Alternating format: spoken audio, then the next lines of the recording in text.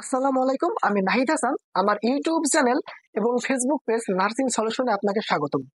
আজকে আমরা হাইপোথিসিস সম্পর্কে খুব ভালোভাবে জানার চেষ্টা করব। যারা হাইপোথিসিস সম্পর্কে জানতে একটু আগ্রহী তাদের জন্য আমার ভিডিওটা খুবই গুরুত্বপূর্ণ হতে চলেছে। তো আমরা এখন ভিডিওটি শুরু করি। তো আমরা এখানে লিখছি হাইপোথিসিস। এখানে যদি আমরা দুইটা শব্দকে কিন্তু অ্যাডজাস্ট করেছি, একটা হচ্ছে হাইপো, আরেকটা হচ্ছে থিসিস। দুইটা শব্দ কিন্তু অ্যাড করে আমরা হাইপোথিসিস আমরা এখানে লিখেছি। তো হাইপো মানে কি? হাইপো মানে কম, হাইপার মানে বেশি। এগুলো কিন্তু আমরা অনেক আগে থেকে জেনে জেনে আসছি। তো হাইপো মানে যেহেতু কম, তাহলে ইংলিশে এটা হবে লেস দ্যান। হাইপোকে আমরা কি বলতে পারি? হাইপোকে আমরা বলতে পারি লেস দ্যান। এবং থিসিস, থিসিস কোনটা? যখন পিএইচডি শেষে একটা প্রবলেমের সলিউশন বের করে সেটার প্রুফ করে জমা দেওয়া, সেটাই হচ্ছে থিসিস। তো হাইপোথিসিস মানে হচ্ছে যে আমাদের সামনে কোনো একটা প্রবলেম আসবে, সেটার আমরা সম্ভাব্য সমাধান করব, কিন্তু এটা প্রুফ করব না। আমাদের সামনে কোনো প্রবলেম আসলে সেটার সম্ভাব্য সমাধান আমরা করব, কিন্তু সেটার কোনো প্রুফ করব না। সেটাই হচ্ছে হাইপোথিসিস। আমি যদি একটা এক্সাম্পল দিই, আশা করি বিষয়টা বুঝতে পারবেন। মনে করেন আপনার কাছে 1000 টাকার একটা নোট ছিল, কিন্তু আপনি এখন সেই 1000 টাকার নোটটা খুঁজে পাচ্ছেন না। তখন আপনি কি করবেন? যে আপনি 1000 টাকার নোটটা একটু আগে ছিল, এখন আর পাচ্ছেন না, এটা কিন্তু একটা প্রবলেম। তো এই প্রবলেমের সম্ভাব্য সমাধান কি হতে পারে? আপনি কি সমাধান করতে পারেন? আপনি আপনার পকেটের অন্য পকেটগুলো চেক করবেন, প্যান্টের অন্য পকেটগুলো চেক করবেন, বা জ্যাকেট থাকলে যাই থাকবে না কেন অন্য পকেটগুলো চেক করবেন যে টাকাটা অন্য কোনো পকেটে রাখছেন কিনা।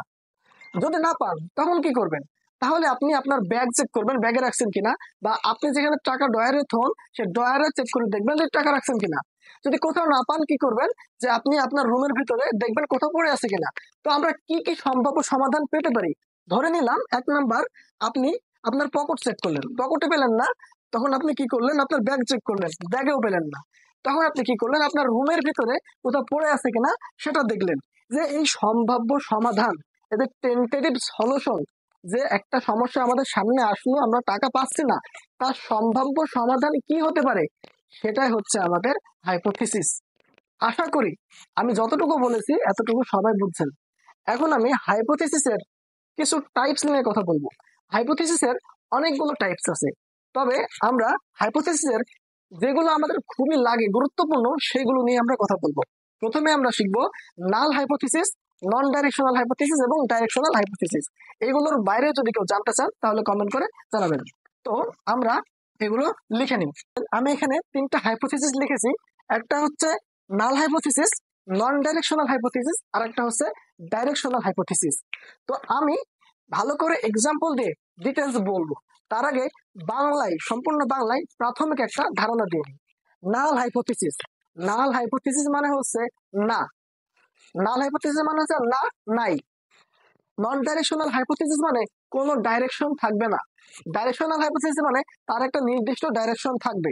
একটা এক্সাম্পল যদি বাংলায় আমি দিই, যদি মনে করেন আপনি কাউকে জিজ্ঞাসা করলেন যে আমি তো আহ, ধরে নিন আপনি আপনার বন্ধু শাকিলের বাসায় যাবেন। তো আপনি যাওয়ার সময় তার বাসা কিন্তু আপনি চেনেন না। তো আপনি একজনকে জিজ্ঞাসা করলেন, ভাই শাকিলের বাসা কোথায়, আপনি কি জানেন? সে বললো, না আমি জানি না। সে বললো কি, না আমি জানি না। সেটা হবে নাল হাইপোথিসিস। আরেকজনকে আপনি জিজ্ঞাসা করলেন, সে বলল, হ্যাঁ আমি চিনি, তার বাসা কোথায় আমি চিনি, কিন্তু কিভাবে যাবেন, কোন রাস্তা দিয়ে যাবেন সেটা সে বলতে পারলো না। সে বাসা চেনে, কিন্তু কিভাবে যাবেন সেটা সে বলতে পারলো না, বা কোনো ডাইরেকশন দিতে পারলো না। সেটা হচ্ছে নন ডাইরেকশনাল হাইপোথিসিস। আর আপনি আরেকজনকে জিজ্ঞাসা করলেন, সে বলল, হ্যাঁ আমি চিনি, আপনি একটু সামনে যান, সামনে থেকে একটা রিক্সা নিয়ে সোজা গেলে শাকিলের বাড়ি। তো আপনাকে সে বললো আমি চিনি, জানি, এবং আপনাকে ডাইরেকশন বা পথ দেখিয়ে দিলে আপনি এভাবে এভাবে যান, তাহলে আপনি শাকিলের বাড়ি পাবেন। যে একটা নির্দিষ্ট ডাইরেকশন দিয়ে দিল, সেটা হচ্ছে ডাইরেকশনাল হাইপোথিসিস। আশা করি null hypothesis, non directional hypothesis এবং ডাইরেকশনাল হাইপোথিসিস সম্পর্কে প্রাথমিক ধারণা আমরা পেয়েছি। এখন আমি একটা এক্সপেরিমেন্ট নিয়ে এটা ভালো করে করার চেষ্টা করব। এখন আমরা একটা এক্সপেরিমেন্ট বা রিসার্চ টাইটেলের মাধ্যমে আমরা জানবো যে নাল হাইপোথিসিস কি, নন ডাইরেকশনাল হাইপোথিসিস কি এবং ডাইরেকশনাল হাইপোথিসিস কি। তো আমরা একটা এক্সপেরিমেন্ট এখানে নিয়েছি। এক্সপেরিমেন্টটা হলো study on difference of IQ of teenagers in Dhaka district with respect to their sex. এখানে রেসপেক্ট টু দেয়ার সেক্স বলতে মেল এবং ফিমেল টিনেজার্স বোঝানো হয়েছে। তো আমরা কি রিসার্চ করতে চাচ্ছি, আমরা চাচ্ছি যে ঢাকা ডিস্ট্রিক্টের ভিতরে মেল এবং ফিমেল টিনেজার্সদের কি ধরনের আইকিউ এর ডিফারেন্স আছে বা কি ধরনের আইকিউ এর পার্থক্য আছে সেটা আমরা রিসার্চ করতে চাচ্ছি। কিন্তু এই রিসার্চটা যদি আমরা করতে চাই, একটা রিসার্চ কিন্তু অনেক বড়, বিশাল বড় হয়। তো আমাদের পক্ষে কিন্তু এত বড় রিসার্চ করা এখন সম্ভব না। আমরা এখন হাইপোথিসিস করব। হাইপোথিসিস যদি আমরা করতে হয় তাহলে আমাদের অবজেক্টিভের উপর ভিত্তি করে হাইপোথিসিস করতে হবে। এই এক্সপেরিমেন্ট থেকে আমরা দুইটা অবজেক্টিভ নিয়েছি। এই দুইটা অবজেক্টিভ ছাড়াও কিন্তু এখন অনেক অবজেক্টিভ হতে পারে, কিন্তু আমরা দুইটা অবজেক্টিভ নিয়েছি। আমরা প্রথমে 1 নাম্বার এবং পরে 2 নাম্বার অবজেক্টিভটা শিখবো। 1 নাম্বার অবজেক্টিভ আমরা কি নিয়েছি, to study the IQ of male teenagers in Dhaka district. Dhaka ডিস্ট্রিক্টের ভিতরে মেল টিনেজার্স এর আইকিউটা কেমন সেই বিষয় নিয়ে আমরা হাইপোথিসিস করতে যাচ্ছি। তো আগে বলে রাখি, ঢাকা ডিস্ট্রিক্টের ভেতরে কিন্তু 5টা সাব ডিভিশন বা 5টা উপজেলা আছে। ঢাকা নিজেই একটা, নবাবগঞ্জ একটা, কেরানীগঞ্জ একটা, সাভার এবং ধামরাই। তো নাল হাইপোথিসিসের ক্ষেত্রে আমরা কি করব, আমাদের অবজেক্টিভটা হচ্ছে যে ঢাকা ডিস্ট্রিক্টের ভিতরে মেল টিনেজার্স এর আইকিউটা কেমন সেটা আমরা অবজেক্টিভ এখানে নিয়েছি। তো নাল হাইপোথিসিসের ভিতরে কি হবে, মাস্ট বি এটা মনে রাখবেন, নাল হাইপোথিসিস হবে no significant, no significant, no significant difference. Null hypothesis, এটা কিন্তু নাল হাইপোথিসিসের ক্ষেত্রে, নাল হাইপোথিসিসের ক্ষেত্রে নো সিগনিফিকেন্ট এই কথাটা উল্লেখ থাকবে। নো সিগনিফিকেন্ট কথার মানে হচ্ছে উল্লেখযোগ্য না। যেমন মনে করেন পরীক্ষার খাতায় আপনি 80 পেয়েছেন, পরীক্ষার খাতায়, কিন্তু আপনাকে কোনো টিউশনি কিছু দেওয়া হয় না, আপনি নিজে নিজে পড়াশোনা করেই পরীক্ষায় 100-র ভিতরে 80 পেয়েছেন। কিন্তু আপনাকে এখন টিউশনি দেওয়া হলো, আপনি 2-3টা টিউশনি করছেন, প্রাইভেট পড়ছেন, প্রাইভেট পড়ার পরে দেখা যাচ্ছে নেক্সট ইয়ারে বা কিছুদিন পর আবার এক্সাম হলো, সেখানে আপনি পেয়েছেন 81 বা 82। টিউশনি নেওয়ার আগে পাইছেন 80, টিউশনি নেওয়ার পরে পাচ্ছেন 81 বা 82।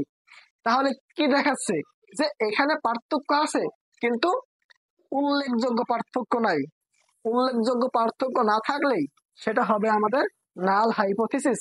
এবং নাল হাইপোথিসিসের ভিতরে নো সিগনিফিকেন্ট এই কথাটা কিন্তু অবশ্যই উল্লেখ থাকবে। নাল হাইপোথিসিস খুব গুরুত্বপূর্ণ একটা টাইপস এবং এটা পরীক্ষায় খুব বেশি পরিমাণে আসে এবং এটা আমাদের জানা খুবই গুরুত্বপূর্ণ। তো এই প্রথমে যে আমরা করলাম যে ঢাকা ডিস্ট্রিক্টের ভিতরে 5টা সাব ডিভিশন আছে আমরা জানি। তো আমরা কি করলাম, ঢাকা ডিস্ট্রিক্টের ভিতরে মেল টিনেজার্স এর আইকিউ লেভেলটা কেমন সেটা আমরা মানে হাইপোথিসিস করতে যাচ্ছি।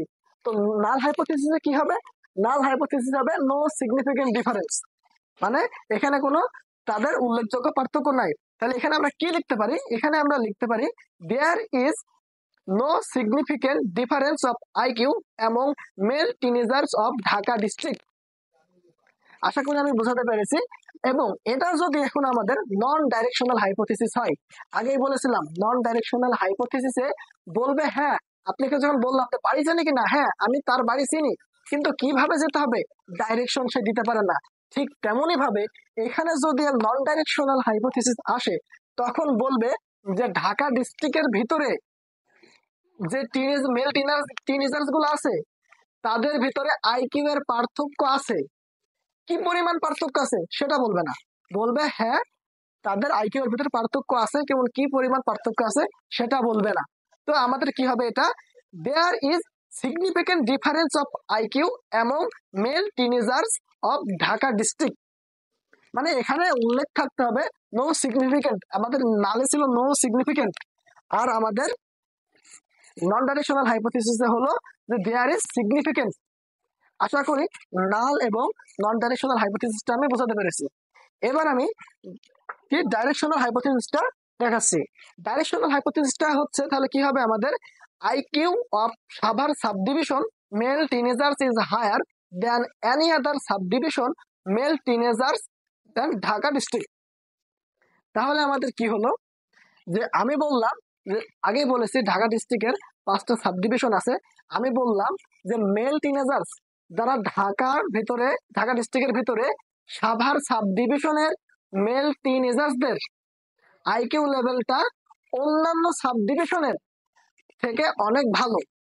তাহলে এখানে কিন্তু আমি মানে উল্লেখ করে দিয়েছি, ডাইরেকশন দিয়ে দিয়েছি, ঢাকা ডিস্ট্রিক্টের ভিতরে সাভার সাবডিভিশনের মেল টিনেজার্সদের আইকিউ লেভেলটা অন্যান্য সাবডিভিশনের থেকে ভালো। তাহলে আমি আশা করি এটা বোঝাতে পেরেছি। আরেকটা অবজেক্টিভস আমরা নিয়েছি, এটা আমি একটু ক্লিয়ার করে দিই। একটা আমরা করলাম, আশা করি বুঝতে পারছেন। বিষয়টা না বুঝতে পারলে 2-3বার ভিডিওটা দেখা লাগবে। এসব কিন্তু একবারে না বোঝারই কথা, বুঝলে ভালো। তো 2 নম্বর আমরা যে সাবটাইটেলটা মানে অবজেক্টিভটা নিয়েছি সেটা হচ্ছে to study the difference of IQ among of male and female teenagers in Dhaka district.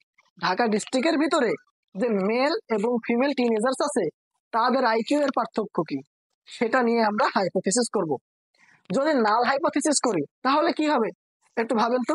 Null hypothesis যদি করি তাহলে আমরা কি বলবো, there is no significant difference, মানে মেল এবং ফিমেল টিনেজার্স এর ভিতরে কোনো পার্থক্য নাই। আর যদি নন ডাইরেকশনাল হাইপোথিসিস করি তাহলে কি বলবো, দেয়ার ইজ সিগনিফিকেন্ট ডিফারেন্স, তাদের ভিতরে উল্লেখযোগ্য পার্থক্য আছে, কিন্তু কতটুকু পার্থক্য আছে সেটা আমরা বলবো না। এবং ডাইরেকশনাল হাইপোথিসিসে আমরা বলে দেব যে হ্যাঁ এই ডিস্ট্রিক্ট যে আমাদের এই সাবডিভিশনে ছেলেরা ভালো করে অন্য সাবডিভিশনের মেয়েদের তুলনায়, তাহলে কিন্তু আমরা এখানে একটা উল্লেখ করে দিচ্ছি। তাহলে যদি আমরা এখানে লিখি তাহলে আমরা কি লিখতে পারি, যে দেয়ার ইজ, প্রথমে যদি আমরা নাল হাইপোথিসিসে যদি আমরা এটা লিখি তাহলে আমরা এখানে লিখতে পারি there is no significant difference of IQ among male and female teenagers of Dhaka district. এবং যদি আমরা এটাকে এখন যদি আমরা কি করি নন ডাইরেকশনাল হাইপোথিসিসের ভিতরে লিখি তখন আমরা লিখতে পারি there is significant difference of IQ among male and female teenagers of Dhaka district. আশা করি আমি নাল হাইপোথিসিস এবং যে নন ডাইরেকশনাল হাইপোথিসিস ছিল সেটা বোঝাতে পেরেছি। এবং এখন যদি আমরা ডাইরেকশনাল হাইপোথিসিস করি তাহলে এটা কি হবে, IQ of female teenagers are higher than the male teenagers of Dhaka district. মানে হচ্ছে যে ফিমেল টিনেজার্স যেগুলো ছিল তাদের আইকিউ লেভেলটা বেশি, তাদের থেকে বেশি then male teenagers of Dhaka district. Dhaka ডিস্ট্রিক্টে যে মেল টিনেজার্স গুলো আছে তাদের থেকে মেলের থেকে ফিমেলের আইকিউ লেভেলটা বেশি। আমি এখানে একটা ডাইরেকশন দিয়ে দিলাম, আমি এখানে যে বলে দিলাম না এটার থেকে ওটা বেশি। আশা করি হাইপোথিসিস সম্পর্কে হাইপোথিসিসের বেসিক বিষয় সেটুকু আমি বোঝাতে পেরেছি। এবং পরবর্তীতে আমরা নেক্সট ভিডিওতে আমরা আরো বিস্তারিত জানবো। তো আমি আরেকবার বলে দিচ্ছি একদম সংক্ষেপে, নাল হাইপোথিসিস হচ্ছে না যেখানে নো সিগনিফিকেন্ট কথাটা উল্লেখ থাকবেই। আর নন ডাইরেকশনাল হাইপোথিসিস যেটাকে বলবে হ্যাঁ আমি জানি চিনি কিন্তু কোনো ডাইরেকশন সে দিতে পারবে না, বা সেটা হচ্ছে আমাদের নন ডাইরেকশনাল হাইপোথিসিস। আর ডাইরেকশনাল হাইপোথিসিস মানে হচ্ছে হ্যাঁ বলবে হ্যাঁ আমি চিনি জানি কিন্তু, এবং সে ডাইরেকশন দিয়ে দেবে যে আপনি এভাবে এভাবে যান, তাহলে সেটা হচ্ছে ডাইরেকশনাল হাইপোথিসিস। এই উদাহরণটা মনে রাখলেও কিন্তু আপনি যে এই বিষয়টা জানতে পারবেন। আজকের ভিডিওটা এতটুকুই। তো আমার ভিডিওটা যদি ভালো লাগে এবং শেয়ার করতে পারেন এবং আপনার বন্ধুদের সাথে এটা শেয়ার করতে পারেন।